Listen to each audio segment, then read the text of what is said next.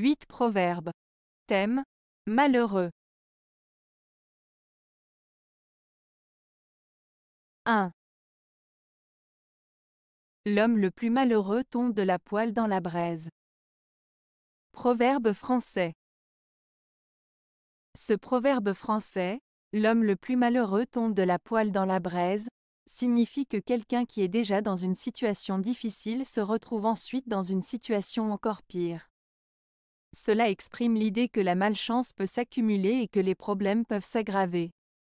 En d'autres termes, c'est comme passer d'une mauvaise situation à une situation encore pire, ce qui illustre la notion de malchance ou de malheur qui semble persister.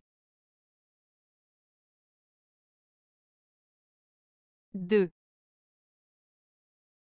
Du passé quoique bon ou malheureux, s'y construit l'avenir pour des jours plus heureux. Proverbe français.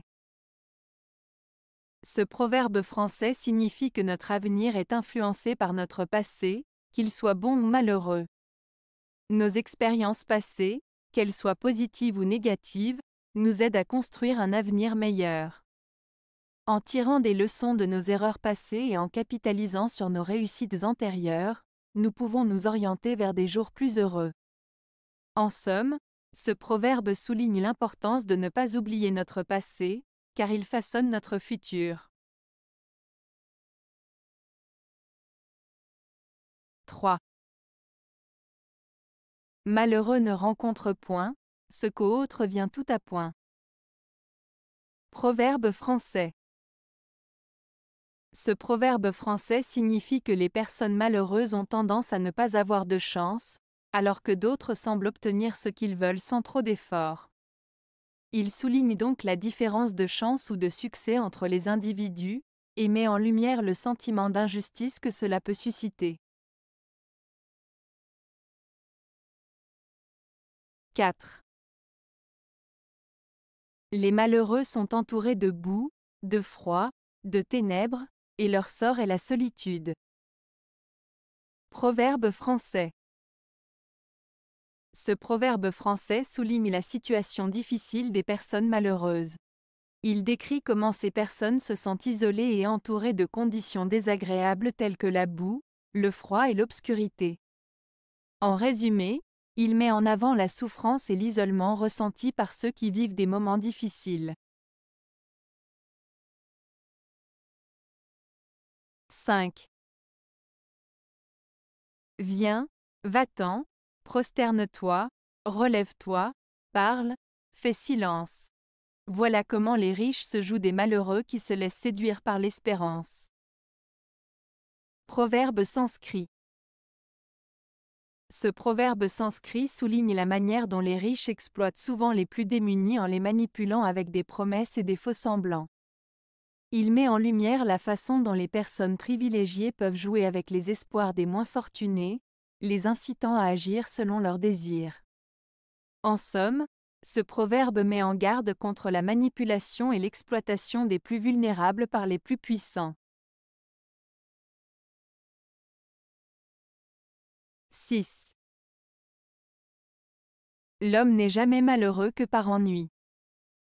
Proverbe français.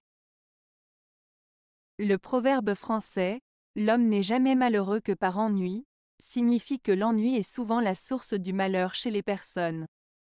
En d'autres termes, lorsque quelqu'un s'ennuie, il a tendance à se sentir malheureux car il manque de stimulation, d'occupation ou de satisfaction dans sa vie.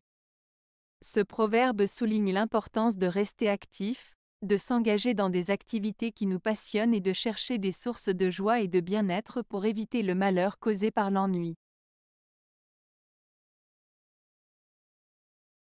7. Qui n'est jamais malheureux s'ennuie de son bonheur. Proverbe espagnol.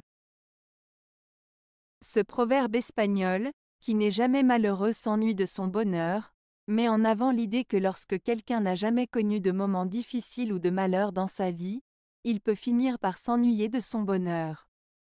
En d'autres termes, le contraste entre le bonheur constant et l'absence de difficultés peut conduire à une forme d'insatisfaction ou d'ennui.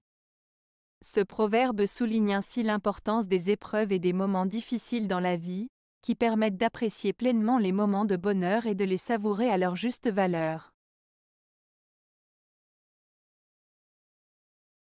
8. Plaindre les malheureux est la première aumône. Proverbe français. Ce proverbe français signifie que montrer de la compassion et de la solidarité envers les personnes dans le besoin est un acte de générosité fondamentale. En aidant les malheureux et en leur apportant un soutien moral ou matériel, on accomplit une bonne action similaire à celle de donner de l'aumône. Il souligne l'importance d'être attentif aux souffrances des autres et de tendre la main pour les aider, car c'est une manière essentielle de pratiquer la bienveillance et la solidarité dans la société. Avez-vous aimé la vidéo? Si oui, mettez un pouce vers le haut. Cela aidera la chaîne et aidera les autres à la trouver. Nous ajoutons plusieurs nouvelles vidéos quotidiennement. Abonnez-vous pour ne rien manquer.